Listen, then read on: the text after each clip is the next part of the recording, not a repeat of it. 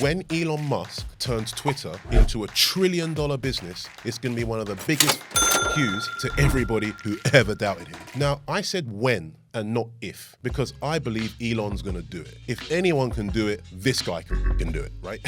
The reason he's going to do it is because he's already kind of laid out a brilliant plan for what he wants to do with Twitter. And he wants to turn Twitter into WeChat. Holy smokes. I don't know why anyone else didn't think of this. I don't know why Jack Dorsey had his head up his ass and didn't think of this, but this is a genius stroke. If he can pull this off, it's going to be monumental and Twitter will become one of the richest companies in the world, along with the Googles and the Amazons of this world. When he nails this, I think it's going to be absolutely glorious. And it's going to be great for the West at large because we are going to finally have what China figured out quite a few years back. And WeChat is absolutely killing it. So Elon bought Twitter for around 45 billion, right? And it was very controversial. He nearly pulled out of the deal because of all the bots.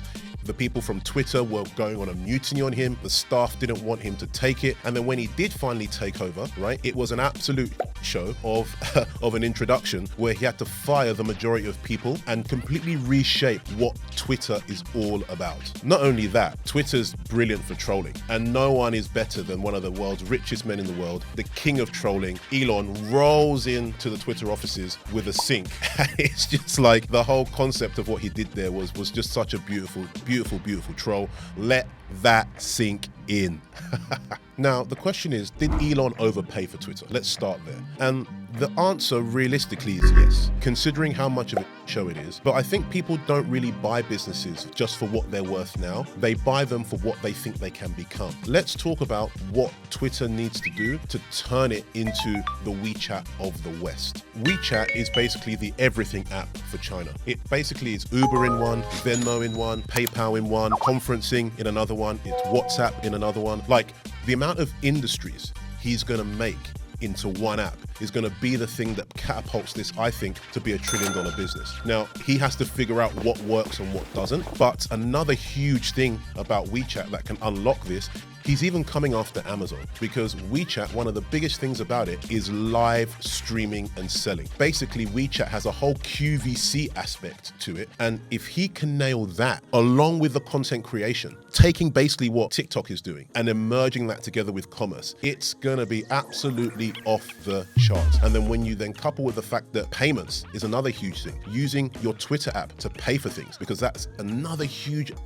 segment that WeChat has nailed in China. I don't know if you guys have ever been to China, but in China, no one basically uses money. I've been there so many times. I manufacture a lot there, and no one uses money. They really don't. Everyone goes beep, beep, beep, beep, beep, beep, beep, beep, beep, beep, all over the place. So if he can bring that and make it mainstream, now I know we have the card apps and we go on our phones and we beep it, but it's all very fragmented. It's not all in one place. So if he can centralize all of these things in one place, you can imagine the level of valuation he's going to add to Twitter. And yes, for him to build it to $1 trillion company, just off the top of my head, I think he needs to exit by 24, 25, 26 times. But if anyone can do it, Elon Musk can do it. Remember, he tried to build rockets and he wanted to build rockets that were reusable. And everybody thought this guy was batshit crazy. And in the end now, that's the standard. He's absolutely embarrassed NASA. And just like he did it to NASA, I think he's going to do it to Jack Dorsey and what Twitter used to be. Now, one of the things Elon wants to do, which he's already spoke about at length, is he wants to remove the blue checkmark mafia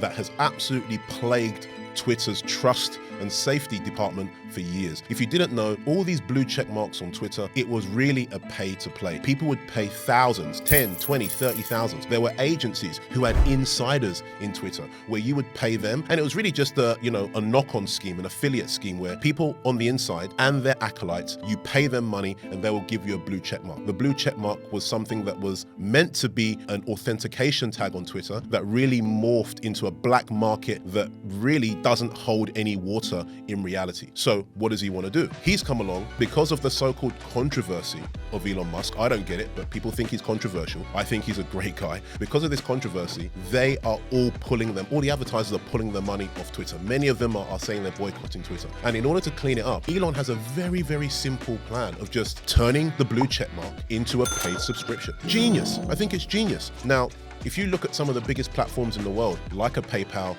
they charge every single month for authenticating who you are, for legitimizing what you do, right? And PayPal is a professional service. So Elon looking at what PayPal has done, and they have much higher fees. I think Elon wants to charge $8 to $10 for a blue check mark per month. PayPal charge 30, 40, 50, $100 a month just to do it personally. And then for corporates, it's way, way higher, right? So if Elon wants to implement this, it really saves him the need advertisers. He wants them, obviously. He wants to keep it all legit, and he wants as many advertisers as possible. But I think one thing that will actually attract the advertisers is removing one of the biggest problems Twitter has, which is bots. And having an $8 a month or $10 a month subscription, I don't think is a bad idea at all. Elon, I promise you, my $8 or $10 is coming straight to you for sure. Now let's segue into TikTok. And if Twitter can bring a fraction of what TikTok has onto its platform and incentivize content creators and turn Twitter, like Instagram did. Instagram with Reels tried to copy TikTok and they had a modicum of success. I think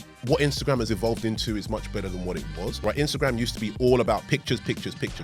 Now, very rarely do people look at pictures on Instagram. Everyone's about Reels. So TikTok is looking at this, and I think he's got echoes of bringing Vine back into the mix, right? And if he can bring Vine into the mix and merge that into Twitter, so it's all in one place, and really incentivize people to make quality content like they're doing on TikTok. And TikTok is a revolution. It's really raised it's nuts over there. People do some balmy things and there's lots of idiots online. That's not the content platform's fault. But what it has done is really opened up the quality of content being made so that attention spans, as they get smaller and smaller and smaller and smaller, your ability to hold someone's attention becomes harder and harder and harder. Hence, the rising tide raises all ships. The quality of content has risen over the years from when we first started social media. And if he can incentivize content creators to come on and do the same thing to a big effect on Twitter, that's going to be a huge stepping stone to him reaching that $1 trillion valuation by bringing the content creators back to Twitter. Because normally,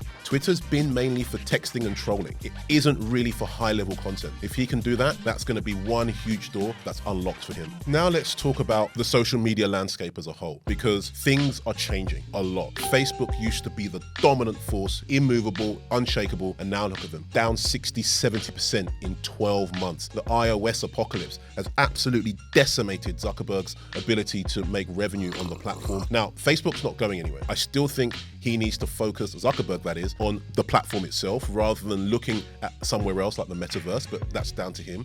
But when you look at the fact Facebook is struggling, Twitter, as it was before, was struggling. TikTok is coming in and eating everybody's lunch. Everyone's trying to emulate TikTok. I really think the social media space right now is very uncertain and very shaky. And what used to be the dominant force of Facebook has now really fallen from grace. I think there's space for the platforms to all kind of reinvent themselves and a new cream is going to rise to the top. Right now, TikTok is leading the way. I wouldn't be surprised if in a couple of years, Twitter is the number 2 platform for content creation in the world. And if Elon nails that to be number 2 alongside TikTok, plus all the other features and services that it can add to it, holy freaking smokes. This is a big, big step in the right direction for Elon, especially since it's so uncertain right now in the social media landscape. Now, one big coup for Elon is the fact that TikTok's terms of service is really, really bad. And there's a lot of pressure politically, considering TikTok is also owned by the Chinese, there's a lot of pressure to potentially get TikTok removed from Western countries. I think TikTok's already been banned in certain countries, right? Now, if that can be pushed, and let's just say it like it is, people can influence Washington, the politicians can be lobbied, and if it can be lobbied that TikTok is removed, it really is just the power of lobbying. That would be one of the biggest coups for Twitter. Do I think it will happen? I don't know. I don't think so. I think it would be very, very controversial, and let's not play around. It's not like TikTok doesn't have, huge sums of money to lobby as well. But that is something I'm sure Elon's keeping his eye on very, very closely. If he can push in this direction to either badmouth or bring down the reputation of TikTok, considering its terms of service is absolutely evil. It really, really is. Joe Rogan was explaining on his podcast how invasive the app really is, whether you have it open or not. This, I think, is something that Elon can really lean on in the future once he starts cleaning up exactly where he wants to take Twitter precisely. Another thing that really helps Twitter in its venture to be a $1 trillion business is Elon Musk himself. This guy is a G. He is a G of all Gs. Now, the point is, you can love him, you can hate him. Elon is quite an awkward character, but in his weird awkward way, Elon is such a lovable guy. He's one of the richest men on the planet, if not the richest, and he's also the king of trolling. This guy loves to troll. This guy will reply to random people on Twitter and actually give them credence, give them a voice, give them a response. Can you imagine an ordinary person tweeting and then Elon Musk replying to that tweet? People's heads and minds must be blown when they see this. When you consider the trust levels people have in Elon compared to Mark Zuckerberg, compared to Jeff Bezos, compared to Jack Dorsey, which he was just the worst. The way he ran things was so bad. Elon's trust levels are so much higher, and he has this ultimately brilliant cult following that I think lead people to go to war for Elon, and subsequently now Twitter. And his track record of turning businesses around and scaling them to huge heights is undeniable. So his personality, his persona, the way in which he does things, and it's all very natural. It's all very natural. None of it's contrived. I mean, come on, look how awkward and funky he is. And yet he's an absolutely brilliant person. I think he's fantastic. I'd love to meet him one day if I ever get the chance. But the way in which he does things, I think actually his quirky nature is what makes him stand out. And doing these really off-center things that most billionaires don't do, like replying to ordinary humans like me and you, just adds even more flavor to the person he's becoming. Now, one thing Elon is already doing that's key, he needs to clean house. He needs to get rid of all the partisan hacks over at Twitter and start from scratch. He needs to build Twitter into his mold, into what he knows and the people he realizes need to be in there. And he's already started by bringing over the engineers from Tesla, the engineers and the people from SpaceX. They're all on Twitter. They're all in the back end now, seeing how the algorithm works. And also, I really love the fact he wants to open source this. He wants to let everybody see transparently how the app and how the algorithm works. This, I think, is going to be the biggest thing that catapults him to the top. They're already seeing signs that Twitter signups are through the roof since he's taken over, because the level of trust he wants to bring back to the platform, and that was Twitter's biggest problem, trust. No one trusted it. It was such a cesspit of toxicity that by having everything behind closed doors and no one really knowing how Twitter operates and the partisan way it was enacting its terms of service and privacy policies really made Twitter a really, like I said, toxic landscape. He wants to remove all the toxicity, come at this with an absolute fire hose, clean up house, and let everybody see exactly how it works. This, I think, is a masterstroke